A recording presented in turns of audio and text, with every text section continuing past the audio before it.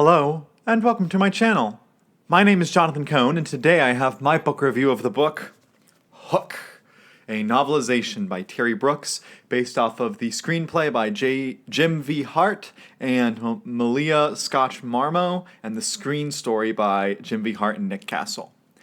This is a novelization of a movie. So the movie story and script was written first, and the novelization was written after. So the movie's not based on the book's based on the movie. And Terry Brooks is the writer of this book. He is also the writer of the Shannara series and the Magic Kingdom of Landover, which I love those books.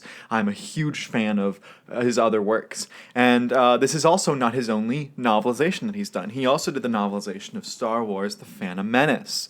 And so, he's got a lot of books under his belt. And the reason I picked this up was because I am a big Terry Brooks fan, and I want to have read everything in his bibliography.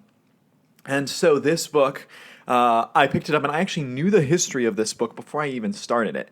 Because in his nonfiction book about writing called Sometimes the Magic Works, Terry Brooks talks about the process for writing this book and how terrible it was. He talks about how he was signed on for the project, and then they wouldn't let him see anything. They wouldn't let him see pictures of the sets. They wouldn't let him see pictures of the actors and what they looked like. They wouldn't let him even see the updated scripts, and they kept changing the scripts while they were filming. And for a novel, he should already be working on the writing part of it. And so finally, they let him come to the set, and then he couldn't actually go on the set, and it was all this drama behind the scenes. And he had originally said, "Never again am I going to do a novelization." And then George Lucas said, "I promise I'll treat you better. I promise I'll give you everything you need." And in fact, George Lucas gave him complete unfettered access to where Terry Brooks could call him up and talk about the movie, whereas working with Steven Spielberg on Hook, he had no access. I don't think he even met Spielberg. I think he only just talked with a few producers. And so the process behind making the book was pretty bad, and lo and behold, the book's not great. I actually enjoy the Hook movie. It's not a favorite. It's a fun movie. I like it more than Dan Wells does.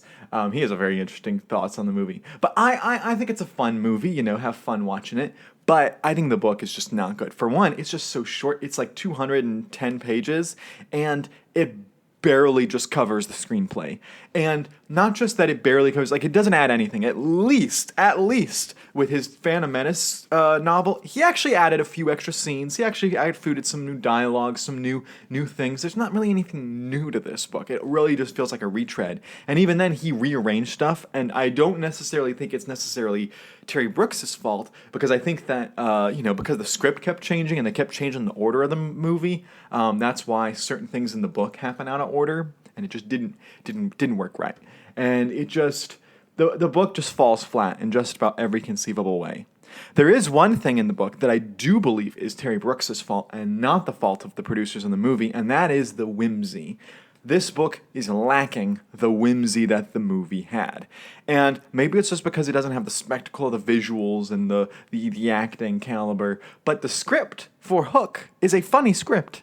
And the humor does not come through in this book. Shmi is not as funny as he should be. Hook is not as funny as he should be. The Lost Boys are not as funny as they should be in this book. And there's several times where the humor comes from the song. The song itself provides that added layer of humor, and all Terry Brooks needed to do was just include the lyrics of the song in the book. Do a stanza. Pull a Lord of the Rings. Pull a Lord of the Rings where just randomly characters break out in a song, and you have a few paragraphs that are just the song. Just do that. Add a few pages. Make it worth it. Instead, that's not here, and so you miss some of the great humor that was in some of the music related to the movie.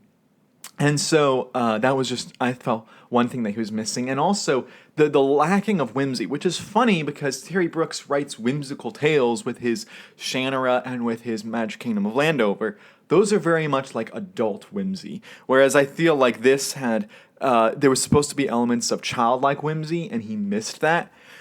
And the same thing happened in Phantom Menace, because in The Phantom Menace, he completely changes the way Jar Jar talks.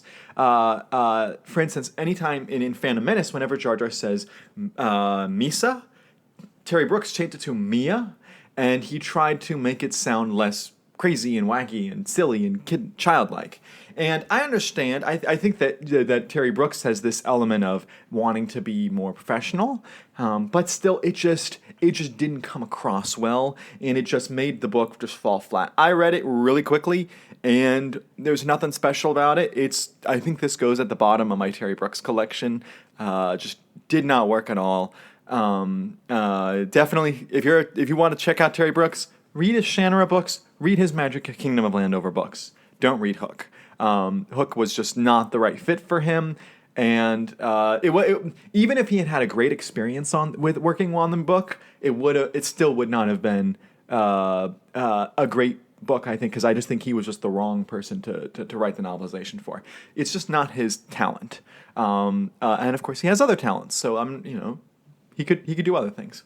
So if you've read Hook, let me know what your thoughts on the novelization were. And did you enjoy it, or did you kind of feel like me and not enjoy it? I'm going to give it like maybe a 3 out of 10. Like, it's just not good. It's just, there's no sugarcoating. This is not a good book. So those are my thoughts on Hook. And until next time, I'm Jonathan, and thank you for watching.